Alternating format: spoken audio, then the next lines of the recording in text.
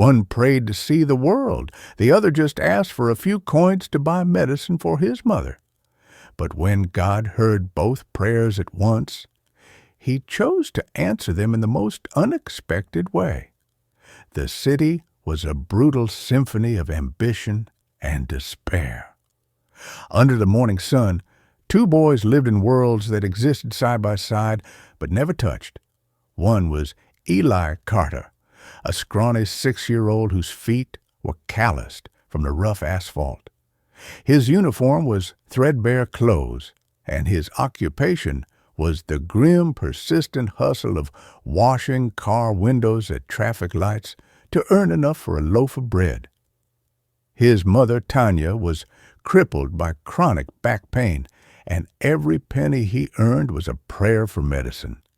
Despite the harshness of his life, Eli carried a secret weapon, an irrepressible bright laugh that cut through the smog like a silver bell. Eli often knelt at the corner of a dilapidated church wall, whispering his fervent wish, "Dear God, please let me earn enough to heal my mother so she can stand tall again." The other was Liam Hartman, 5 years old, riding in the silent, temperature-controlled luxury of a black Mercedes-Benz. Liam was the son of Michael Hartman, a self-made millionaire, and he was blind from birth. He saw only an endless, soft gray. Michael, sharp-suited and cold, steered his son toward the office of a new, highly recommended eye specialist. Since the death of his wife, Grace, Michael had hardened. His sympathy had been replaced by a ruthless focus on work and a desperate transactional belief that money could solve any problem, even blindness.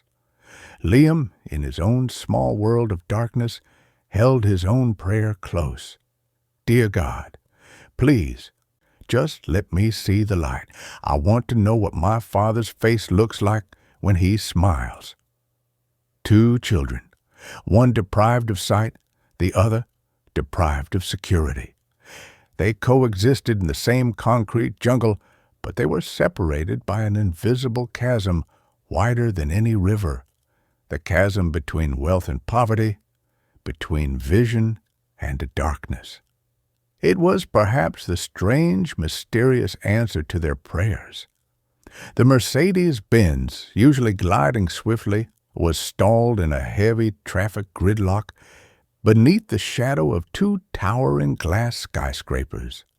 Michael checked his watch, his face a mask of annoyance. Liam, frustrated by the familiar scent of expensive leather and the droning silence of his father's preoccupation, suddenly tilted his head. Piercing through the blare of horns, the rumble of engines, and the sterile quiet of his car, was the sound of pure, unadulterated joy, Eli's laugh. It was a sound that had no sharp edges, no calculation, no sadness. It was the sound of a small victory, perhaps having just earned a meager coin. Liam felt an immediate magnetic pull toward it.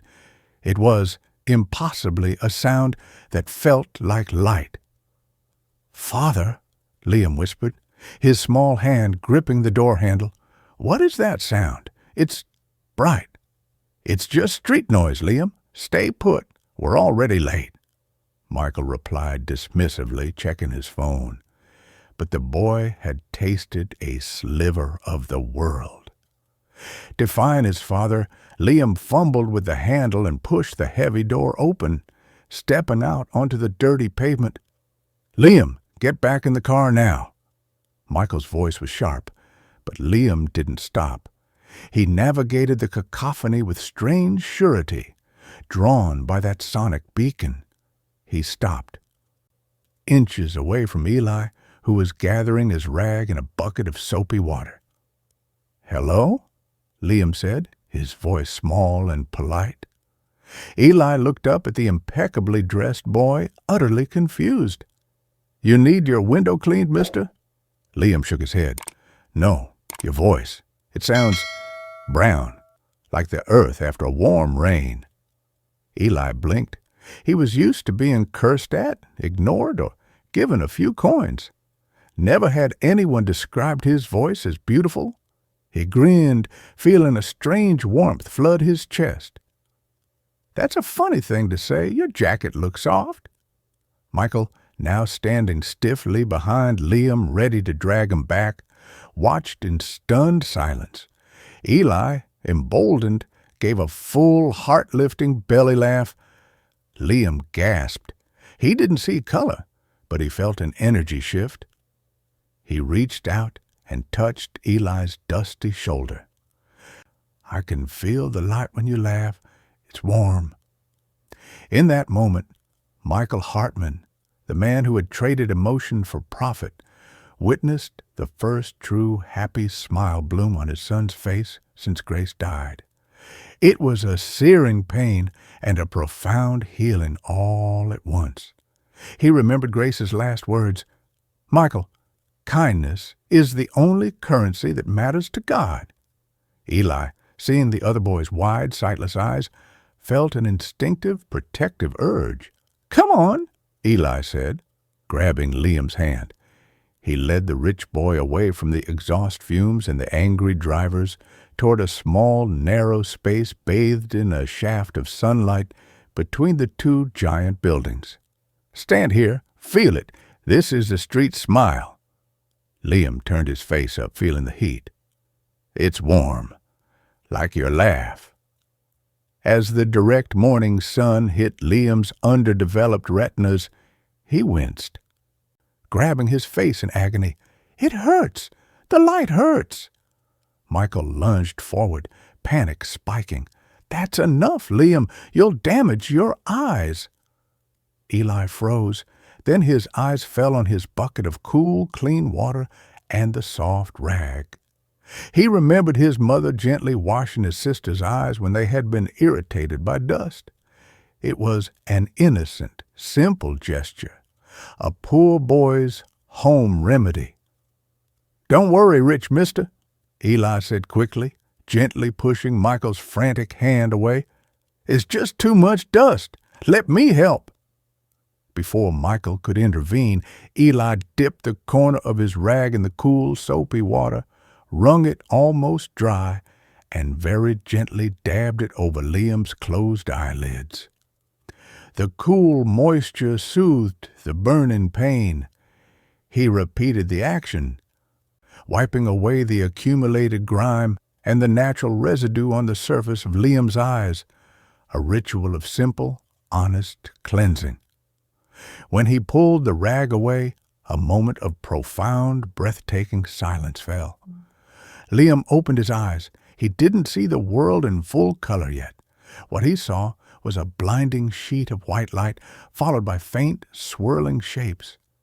Then, slowly, terrifyingly, the shapes resolved into edges, colors, and shadows. He looked down at Eli. Your shirt is gray," he stammered, his voice filled with impossible wonder. "And your skin is brown. I can see you." The scream of a passing ambulance, the blare of a horn, all faded. Michael Hartman stumbled back, his meticulously arranged world collapsing. He fell to his knees on the dirty asphalt, his expensive suit forgotten, and he wept, a convulsive, wrenching sob of relief and disbelief. The little boy had accomplished what the world's most advanced medicine had failed to do. Michael crawled toward the two children, grasping Eli's hand. "You did it. You did what all the money in the world couldn't buy. How?" Eli, looking from the weeping man to the astonished boy, simply shrugged, his heart pounding. "I just washed the dust off, sir. Maybe God did the rest just when he needed a clean window to look through." Michael looked up at the sky, his soul stripped bare. He knew this was not medicine. This was grace. "Get in the car, boys. We're going to the hospital." At the ophthalmologist's office, the very one Michael was late for, the renowned doctor, Dr. Alastair was bewildered. After rigorous examination, he confirmed the unbelievable. Liam had experienced a genuine, albeit partial, recovery of functional vision. His retinas are still underdeveloped, Dr. Alastair stated, shaking his head, but he is responding to light. The neural pathways are active. There is no surgical explanation. There is no pharmacological explanation. Michael looked at the two boys sitting side by side on the examination bench. Liam, timidly tracing the pattern on his hospital gown, and Eli, nervously watching the movement of the sophisticated equipment. "Doctor," Michael said, his voice husky with a renewed kind of faith. "Sometimes the best healing isn't a science. It's an act of pure, uncalculated giving." He looked at Eli, whose small act of compassion, sharing his cool, soapy water, had literally opened the door to sight. Michael finally understood the core truth that Grace had tried to teach him. God often uses the smallest hands to carry out the biggest works. After leaving the sterile confines of the hospital, Eli quietly suggested he should return home. Michael insisted on driving him. The Mercedes-Benz turned off the clean avenues and into the narrow, refuse-strewn alleys of the city's underbelly. Michael stepped out and saw the single, dilapidated room where Tanya, Eli's mother, lay on a cot, wincing in pain. He saw the poverty that was more than just a lack of funds. It was a crushing burden. He approached Tanya, who tried weakly to sit up. "Ma'am, your son has a wealth that most millionaires will never possess. He has given my son the world." Tanya, confused, only managed to whisper, "He's a good boy. He always says, if you have two hands, one is for helping yourself, and the other is for helping someone else." Michael's cold heart finally broke. He sat down by her side. "You raised a child who gave everything when he had nothing. Now, I want to help you stand tall again." Michael kept his promise. He arranged for a modest, clean apartment, the best medical care for Tanya that money could buy, and, most importantly, enrolled Eli in a private school where Liam would also be attending. Eli, hearing the news, clutched a new, crisp textbook, his eyes wide with unshed tears. "I will have new shoes and real books, sir." Michael placed a heavy, reassuring hand on his shoulder. "You'll have everything, Eli, but promise me this: never, ever lose that laugh. It was the light that cured my son." The months that followed were a testament to the power of a single, genuine connection. The two families merged into a small, supportive circle. Liam, still partially sighted, learned to read the giant print books Eli helped him select. Eli, who had known nothing but the streets, learned to read and write with a fierce, quiet passion. They played together, Eli guiding Liam with his eyes, and Liam helping Eli with his burgeoning heart for compassion. Tanya, healthy again, insisted on working at the Hartman house, not out of necessity, but out of gratitude. She managed the estate, adding a warmth that had been missing since Grace's death. Michael Hartman was a different man.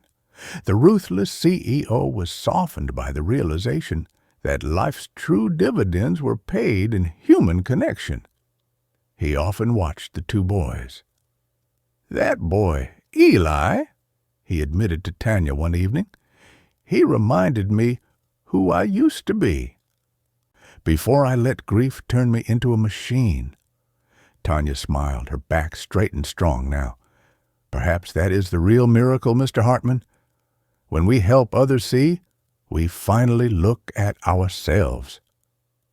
Before a major business trip, Michael left a sealed envelope for Eli. Inside was a full scholarship to the best universities and a note that read, "For the boy who taught me the true meaning of vision." Years later, when people would ask Liam, now a successful young man, about the day he first saw light, he never spoke of doctors or prescriptions. He always said, with a quiet reverence, "It all began with a laugh." Eli, now wearing well-worn but solid shoes, his laughter still bright, pursued his dream of becoming a biomedical scientist. Liam, who had once been blind, saw the world in full color and, more importantly, saw the infinite hope residing in the human soul.